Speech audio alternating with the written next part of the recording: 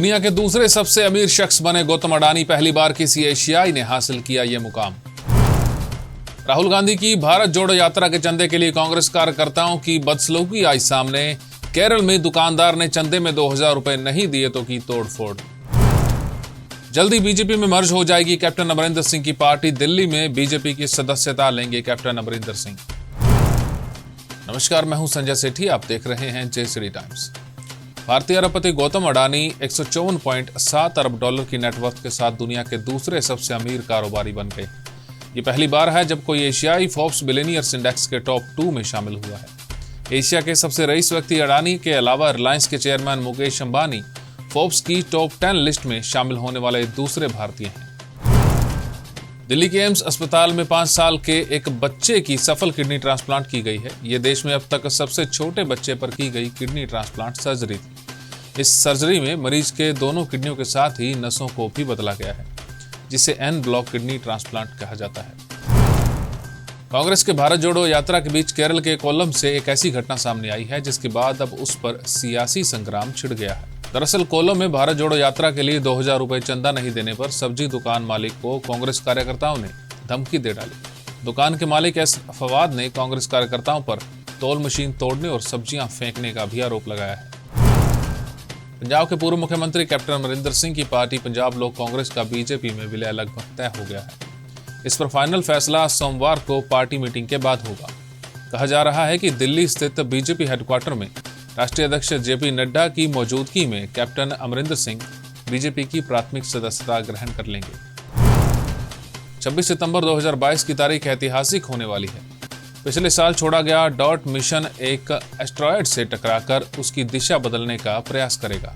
अगर यह मिशन सफल होता है तो भविष्य में धरती को एस्टेरॉयड के हमलों से बचाना आसान हो जाएगा, क्योंकि धरती पर प्रलय लाने की सारी आशंकाएं किसी एस्टेरॉयड के हमले से ही जुड़ी हुई हैं।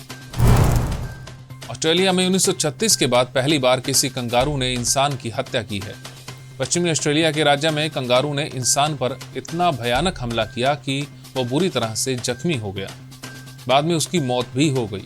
जिस व्यक्ति की मौत हुई है वो 77 साल का एक बुजुर्ग है।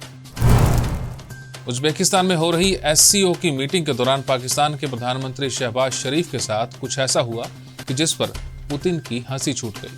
पुतिन से बातचीत शुरू करने से ठीक पहले पाकिस्तान के PM शहबाज शरीफ अपना माइक ईयरफोन लगाने की कोशिश कर रहे थे, लेकिन लगा नहीं पा रहे थे। इस दौरान शहबाज शरीफ को देखकर पुतिन अपनी हंसी को कंट्रोल करते हुए स्माइलिंग फेस के साथ नजर आ रहे थे। अजरबैजान और आर्मेनिया के बीच एक बार फिर से संघर्ष शुरू हो गया है। दोनों देश एक दूसरे पर हमला करने का आरोप लगा रहे हैं। ऐसे में अजरबैजान ने कहा है कि अगर भारत कोई प्रस्ताव लाता है तो आर्मेनिया बातचीत के लिए तैयार है। वो इस तरह की पहल का स्वागत करेंगे। जेसीडी मेमोरियल कॉलेज की NSS और YRC यूनिट की ओर से स्वास्थ्य, स्वच्छता और पोषण विषय पर एक व्याख्यान का आयोजन किया गया, जिसमें मुख्य वक्ता के तौर पर जेसीडी डेंटल कॉलेज से डॉक्टर मधु जिंदल शामिल हुई। वहीं जेसीडी विद्यापीठ की प्रबंध निदेशक डॉक्टर शमीम शर्मा ने भी न्यूट्रिशन को लेकर विद्यार्थियों को अपना संदेश दिया। इस दौरान जेसीडी मेमोरियल कॉलेज की प्राचार्य डॉक्टर शिखा गोयल ने पोषण और रहन सहन की आदतों को लेकर अपने टिप्स विद्यार्थियों के सामने रखे। बात आज के इतिहास की। हर साल यूनाइटेड नेशंस की ओर से 16 दिसंबर को international day for prevention of the ozone layer मनाया जाता है। ये इवेंट 1987 के बाद मॉन्ट्रियल प्रोटोकॉल की याद दिलाता है, जिसे 24 देशों ने एक साथ आकर बनाया था।